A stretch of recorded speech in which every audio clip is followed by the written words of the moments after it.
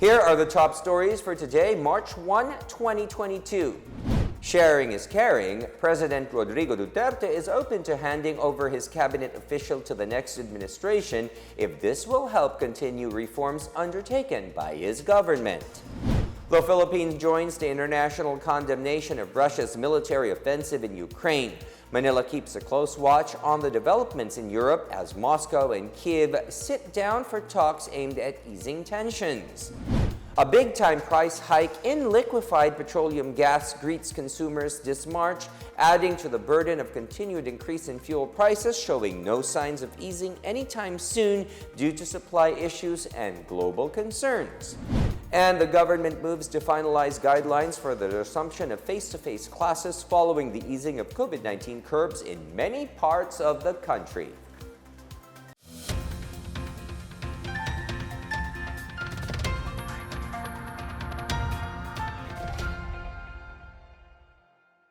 Good day, I am William Theo. Welcome to the PNA Newsroom. NEDA Chief Carl Chua is positive that the gradual reopening of the economy will result in a better economic outlook. In a press briefing this morning, Chua said Alert Level 1 status will benefit 62% of the economy as well as 20.3 million workers. Chua also explains that the government's efforts to reopen the country will not result in an uptick in COVID-19 cases. Chua said data show that COVID-19 cases increase when there are new variants. 9.4 billion pesos more per week of economic activity ang inaasahan natin simula sa araw na ito, of which 3 billion ay salaries. Ito yung dagdag na kita or sweldo sa mga fellow workers natin. At dahil nag-increase po tayo ng capacity at ng other economic activities, mas marami yung pwedeng makakita ng higher wages or salary. Tapos 170,000 less employment ang inaasahan natin over the next quarter. President Rodrigo Duterte expressed his desire to get rid of the rampant illegal drugs in the country. In his pre-recorded Talk to the People address, President Duterte said he is hoping that the next administration will continue his advocacy, stressing the need to save the country from its imminent danger. Ito bang drugs, I hope that whoever would sit as president would continue if not the ferocity that I did and I accept it. Baski lang naman sana yung a little lower than my standard. Kasi talagang sisirain ang bayan natin ito. I'm so worried about the resurgence of drug problems. Meanwhile, President Duterte commended anew his cabinet members for the job well done, saying he'd be happy to pass them on to the next administration for the benefit of the Filipino people.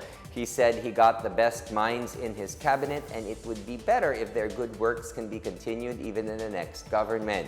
He particularly mentioned Transportation Secretary Arthur Tugade, National Task Force Against COVID-19 Chief Implementer and Vaccine Czar Secretary Cardito Galvez Jr., Trade and Industry Secretary Ramon Lopez, and Education Secretary Leonor Briones. President Duterte also reiterates that he prefers to stay neutral in the May 9 elections. The country has voted in favor of a United Nations General Assembly resolution condemning the recent Russia's invasion of Ukraine.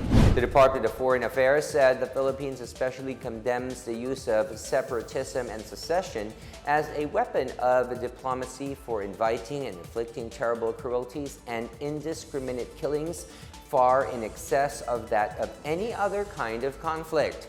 Meanwhile, President Rodrigo Duterte has called for a special meeting today to further discuss the ongoing tension between Russia and Ukraine. Aside from the police and the military, the chief executive also convenes the business sector. The Department of Foreign Affairs is working round the clock to ensure that more Filipinos in war-torn Ukraine will be repatriated as soon as possible. So far, the 13 Filipinos who have already crossed the border from Ukraine to Poland are now on their way back to the Philippines. These include 12 adults and 1 baby. To date, about 40 Filipinos have so far been safely evacuated from Ukraine. Meanwhile, 2 vessels with Filipino crew members were reportedly hit by a bomb and shelling in the Black Sea. Yasa Holding, the Turkish owner of the ship, said all crew members, including the Filipino crew, were not hurt in the incident, saying they are safe and have been able to contact their families. The other vessel, which was also hit by a missile in the Black Sea, bore damage to its stern. 1 Filipino crew member sustained an injury, while the rest of the Filipino crew members are safe. Peace talks between Ukraine and Russia began 5 days after Moscow launched a war against its western neighbor. Ukraine's delegation arrived yesterday morning at the Gomel region of Belarus, which borders both sides to the conflict. This is the first round of peace talks between the 2 countries that aim to immediately stop the ongoing war, and for Russia to withdraw its forces in Ukraine.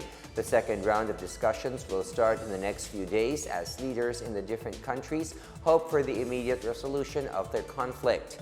NATO Secretary General Jens Stoltenberg earlier condemned Russia's reckless and unprovoked attack on Ukraine, saying it puts at risk countless civilian lives. The leaders of the Group of 7 or G7 industrialized nations said they will continue to take steps if Russia does not stop its war of aggression against Ukraine. These are the leaders of Canada, France, Germany, Italy, Japan, the United Kingdom, and the United States. They held a video conference chaired by German Foreign Minister Annalena Baerbock and also attended by Ukrainian Foreign Minister Dmytro Kuleba. These leaders condemned Russia's war of aggression against Ukraine.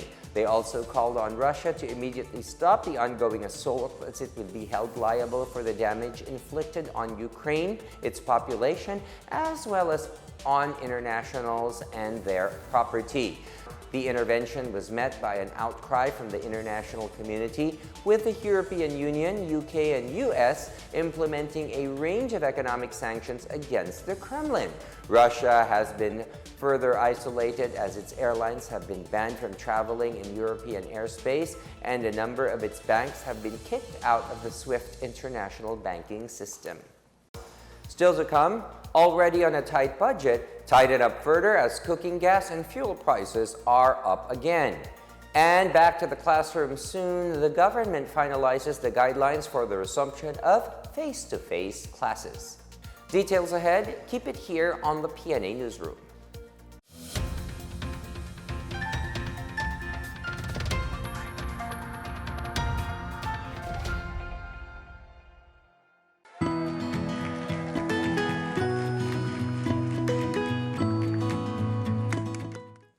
The COVID-19 pandemic has greatly changed our lives for the worse. Lives and jobs were lost and economies reached a meltdown. Thanks to the arrival of safe and effective vaccines, we are one step closer to normalcy. It's time to do our part, get vaccinated for our safety and for our recovery. You are there in that community, go there and have yourself vaccinated by any of the vaccines available. They are all potent, they are all effective. I would like to appeal to all our kababayans, please get vaccinated against COVID-19 and be the government partner in preventing further spread of the disease. I encourage you to get vaccinated as soon as possible time. These vaccines are safe and they are the key to reopening our society.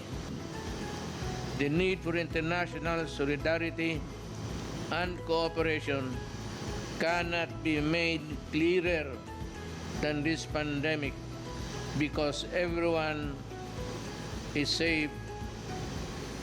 No one is safe globally until everybody is safe. Vaccines work.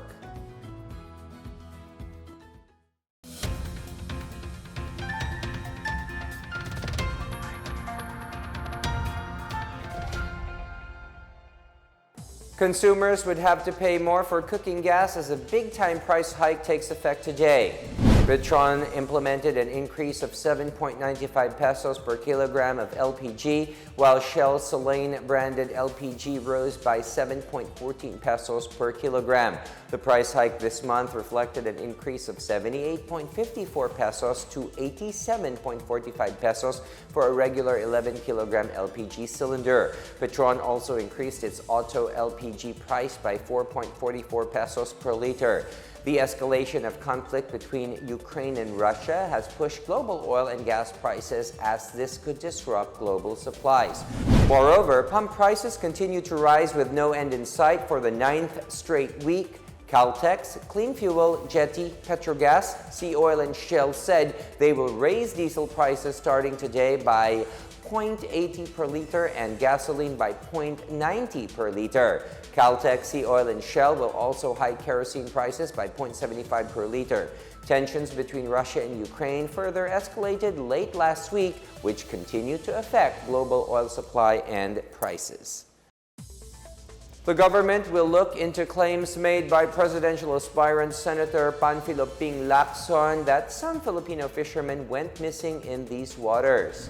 During his campaign sortie in Quezon, Lacson said they received information that some Filipino fishermen are now missing after being reportedly rammed by Chinese Coast Guard ships while fishing in the West Philippine Sea. Lacson said he received this report from fish brokers who were once approached by one of the families of the missing fishermen.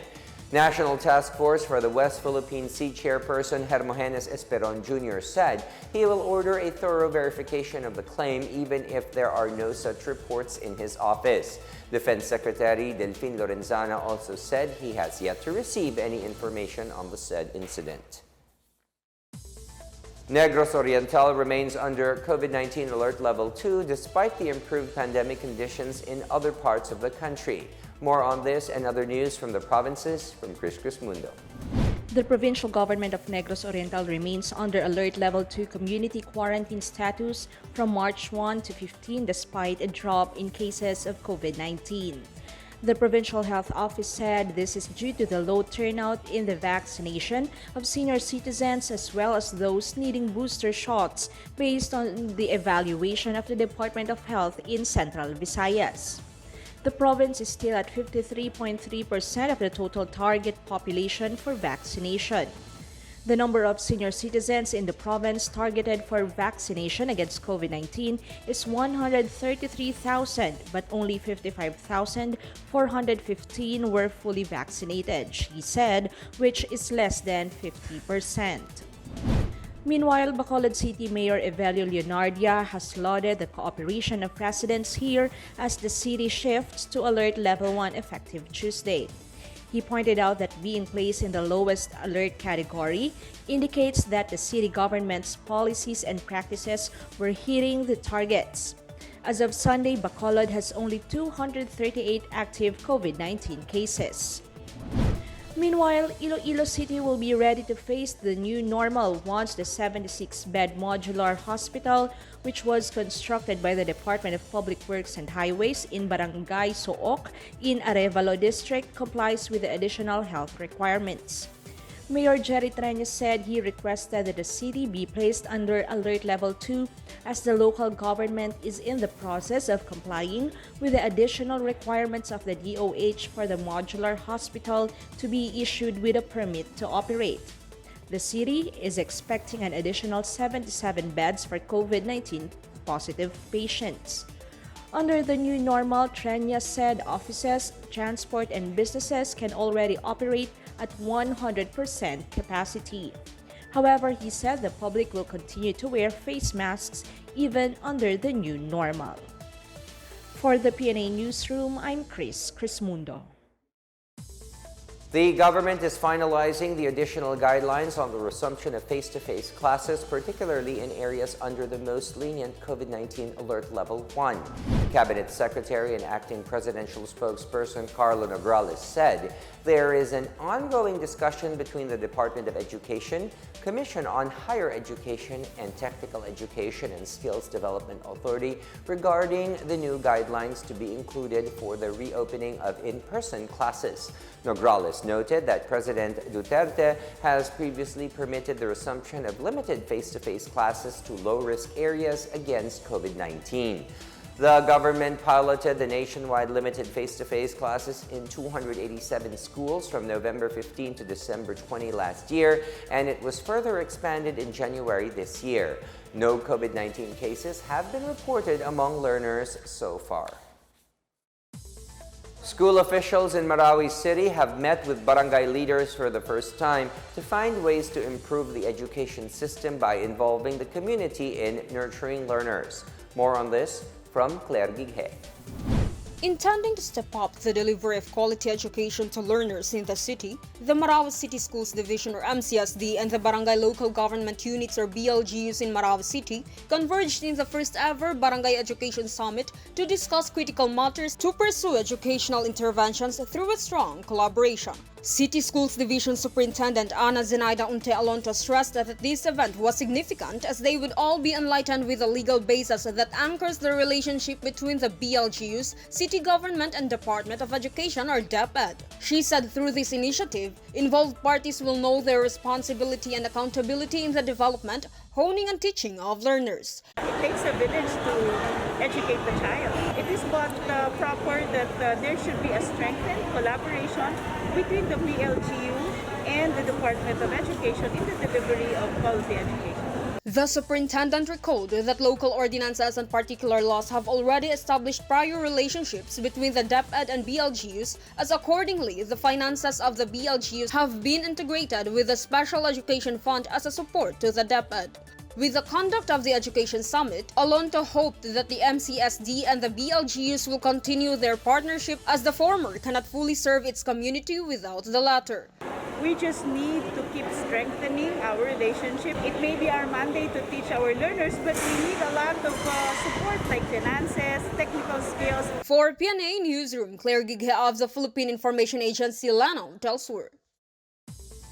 The Commission on Elections in Pangasinan reminds complainants against candidates who are illegally posting their campaign materials to pursue their accusations until the end of the trial. Provincial Election Supervisor Lawyer Erickson Organza said a lot of cases were filed against candidates for violating the rules on poster size and for posting at undesignated common areas.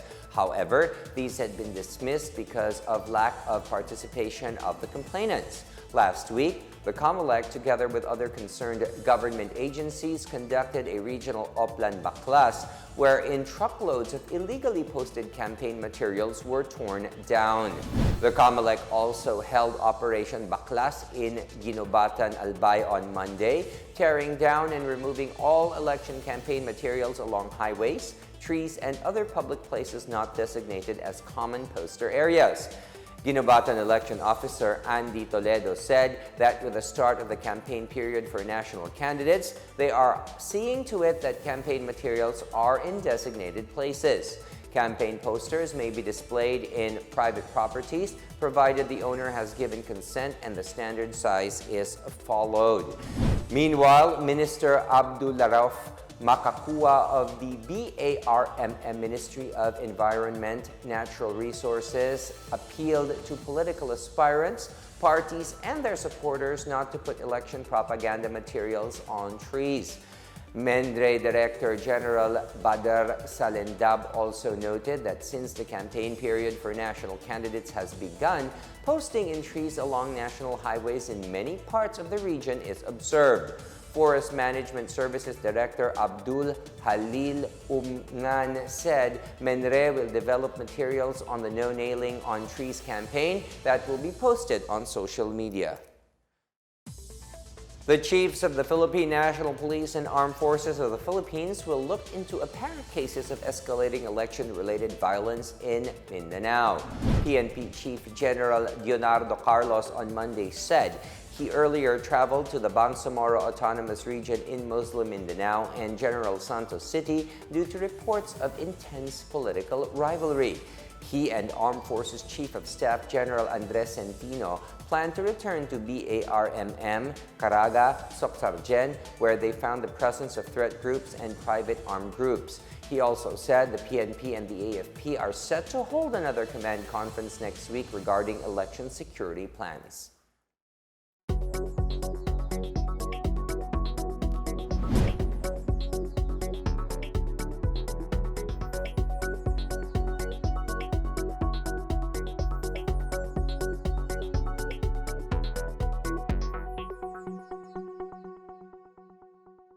More stories from the newsroom. The Justice Department vows Manila's continued efforts to protect human rights. And the military foils a bombing attempt in Cebu. Back after a quick break, stay with the PNA Newsroom.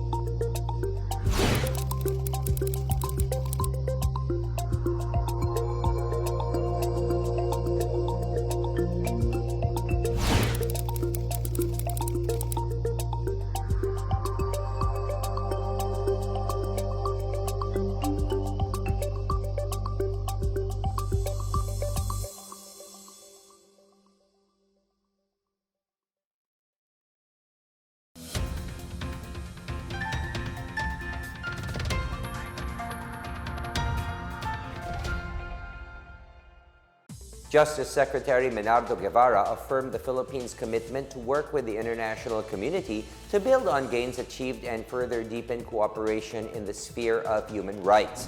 Guevara represented the Philippines in the high-level segment of the 49th regular session of the UN Human Rights Council in Geneva, Switzerland.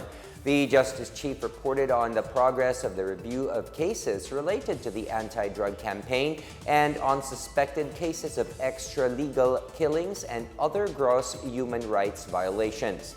He underscored the openness of the Philippines to dialogue with experts on capacity-building initiatives, including the 1991 Minnesota Protocol on Investigations of Potentially Unlawful Deaths. He also said the Philippines extended its invitation for the UN Special Rapporteur on the Sale of Children and the Special Rapporteur on Freedom of Expression to undertake visits to the country. He underlined that the Philippines' positive engagement will draw the line between parties that engage in good faith and those that abuse and exploit these mechanisms.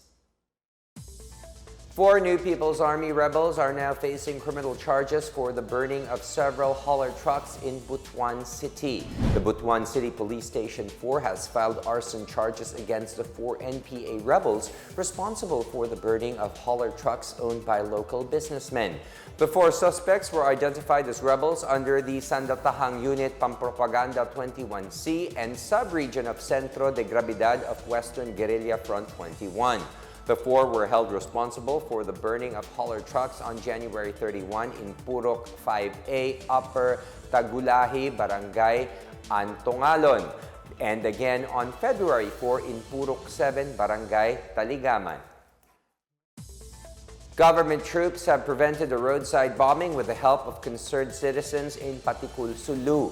Soldiers under Joint Task Force Sulu responded to reports of explosives being found in Daan Puti, Barangay Anuling. The improvised explosive device was eventually disarmed and recovered and turned over to the PNP Provincial Explosive K9 Unit. Authorities said the IED was aimed to kill government troops and other individuals as collateral casualties. JTF Sulu Commander Brigadier General Ignatius Patrimonio commended the efforts of the troops and the concerned residents for their vigilance against terrorist activities. Patrimonio said they will continue to hunt down the Abu Sayyaf group, which is believed to be behind the roadside bombing attempt. Over 13,000 water birds appeared in different sites in the Bicol region based on the recently conducted Asian Water Bird Census, or AWC. The AWC identifies and monitors the water bird population and its habitats that are important to their species. Some of the water birds cited during the activity include vulnerable species such as the Philippine duck, common pochard, and Chinese egret, as well as near-threatened species like the red-necked stint, gray-tailed tattler, and Eurasian curlew. Among the areas where they have been sighted are Cabusao Critical Habitat in Cabusao, Camarines Sur, Juban Wetlands Critical Habitat, and Prieto Diaz Wetlands in Sorsogon, Bongsanglay Natural Park in Batuan, Masbate, and Lake Bato in Libon, Albay. The Department of Environment and Natural Resources, or DENR, enjoined the public in the protection and conservation activities of wildlife species and their habitat biodiversity. To reach out to the deaf community and let them learn more about scientific innovations in the country, the Philippine Registry of Interpreters for the Deaf partnered with the Department of Science and Technology to incorporate sign language in its Tecnegosyo business talk show. Tecnegosyo, which airs online, provides insights from a technology, business, and economic perspective. The PRRD shall incorporate sign language to inspire the deaf community to learn technologies that can empower and give them livelihood ideas. Season 1 of the show featured technologies relevant to the pandemic, such as ready-to-eat food, hygiene products, among others. On the other hand, the special edition showcased advanced technologies and technical services and facilities of the DOST Industrial Technology Development Institute. Among other possible collaborations, training for the deaf community, as well as the incorporation of sign language in trainings and webinars starting this year.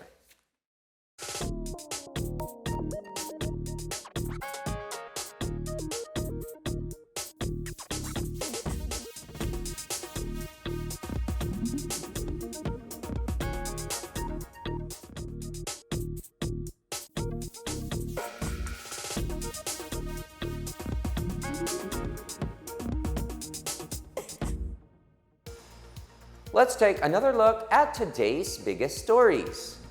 Sharing is caring. President Rodrigo Duterte is open to handing over his cabinet official to the next administration if this will help continue reforms undertaken by his government. The Philippines joins the international condemnation of Russia's military offensive in Ukraine. Manila keeps a close watch on the developments in Europe as Moscow and Kiev sit down for talks aimed at easing tensions. A big-time price hike in liquefied petroleum gas greets consumers this March, adding to the burden of continued increase in fuel prices, showing no signs of easing anytime soon due to supply issues and global concerns. And the government moves to finalize guidelines for the resumption of face-to-face classes following the easing of COVID-19 curbs in many parts of the country. As Filipinos, we all have a vital role to play in preventing the spread of COVID-19. So remember, wear your face masks and face shields, wash your hands often, practice safe physical distancing, go out only for essential reasons, and get vaccinated as soon as possible to protect ourselves, our families, and the community. Together, we can beat COVID-19.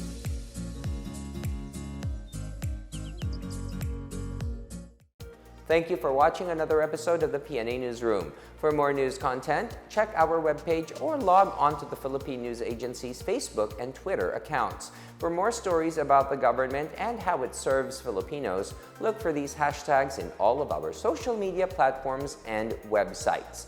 We are shown on the pages of the PCOO and its attached agencies. Also watch us on television on PTV4 and IBC 13.